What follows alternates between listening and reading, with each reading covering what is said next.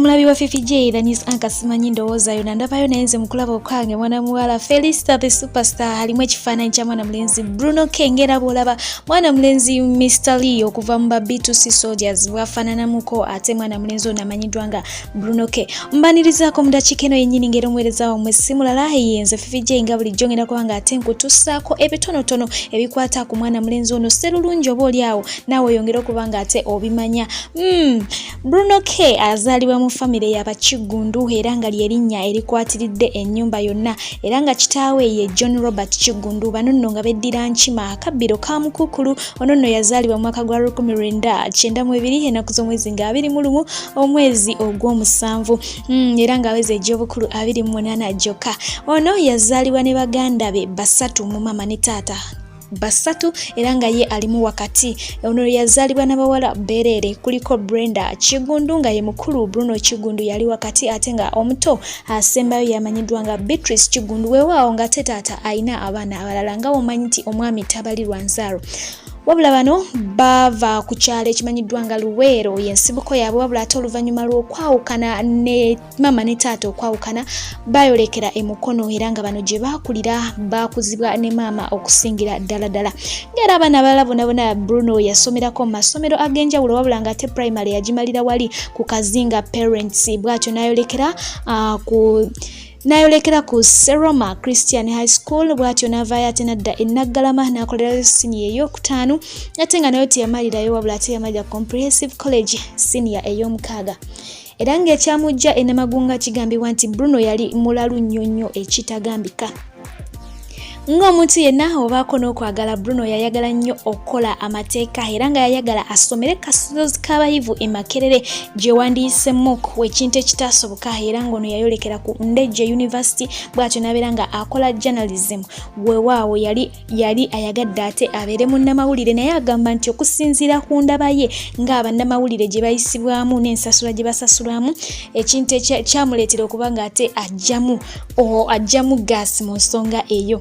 Ono nno takoma kuba muyimbi n'ekitone ekyokusamba omupiira mu ekiri wabula nga ate eky'obuyimbi kyamwambalira ddala kuva waka olw'ensonga nti yali mu kwaya kuva nga muto era nga ne mu ssomero yeetaba mu MDD ate ng'era kigambibwa nti ne kitaawe yali muyimbi ate nga maama yali muzinyi olw'ensonga nti maama yali omu ku abo abawala abakwatibwako mu ngalo za Pulezidenti Yoweri Kaguta Museveni bwe yabeerera mu siniya ye ey'okubiri.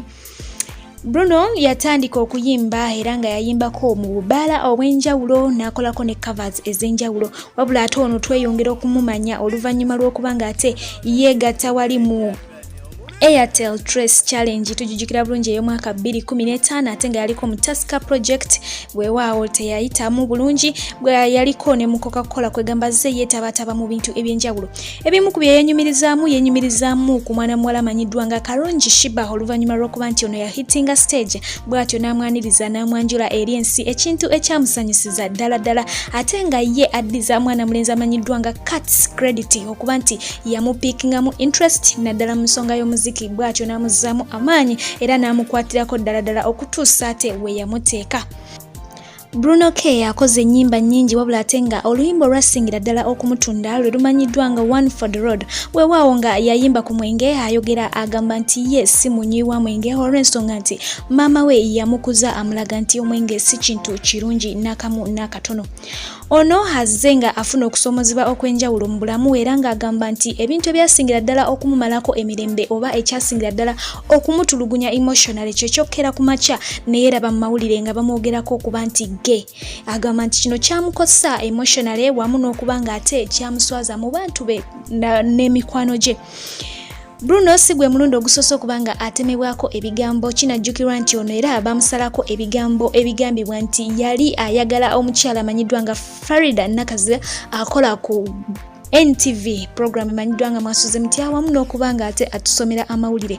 By the time we babyogerera agamba nti yali tasinkanangako Farida weewaawo ayalinga amulaba ku TV era nga yeegomba nti oba oliawo alimutuukako era yeebaza omuntu eyatandika ekintu ekyo olw'ensonga nti oluvannyuma lw'ekintu ekyo okugoyinga viral yafuna omukisa ogusinkana Farida. Ekyo nno teyakikomyawo wabula yakolamu n'akayimba akamanyiddwa nga Farida era nga kino kyamuwa akakisa okuba nga asemberera ddala famire ya Farida Farida era nga kati abaana ba Farida bafuuka bannyina. Ensonga eyo Farida naye yagyogerako n'agamba nti Bruno amulabanga mwana muwe gwazaala obuzaazi. Ate eyo nga tuvuddeyo mu nsonga z'omukwano, Bruno ali single ate ng'agamba tasakinga olw'ensonga nti ono yamenyebwa omutima omuntu gwe yali ayagala ennyo okuzaama bwe yamuvaamu bw'atyo n'amulekawo. Ono nno ayawukanako katono ne Pastor Jengo eyalekebwawo omwagalwa we bw'atyo n'amenyeka omutima ebyalaavu n'abikasuka eri, era ng'ono agamba yeetondera bonna be yamenya omutima mu process ey'okuba ng'agezaako okuba nga yeerabira omwagalwa oli gwe yalina luli. Gwe wenna ali eyo ng'omwepikira ali singo naye ate obuzibu buliwo nti tasakinga, agamba akyalinda akaseera akatuufu wanaafunira omwagalwa gwanayagala mu bulamu bwe.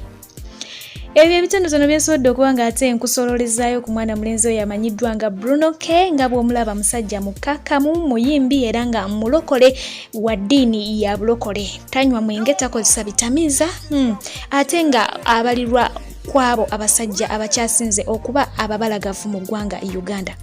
Mubeere bulungi atakuumira mpeera yongera okuba nga abankuumira, mweraba.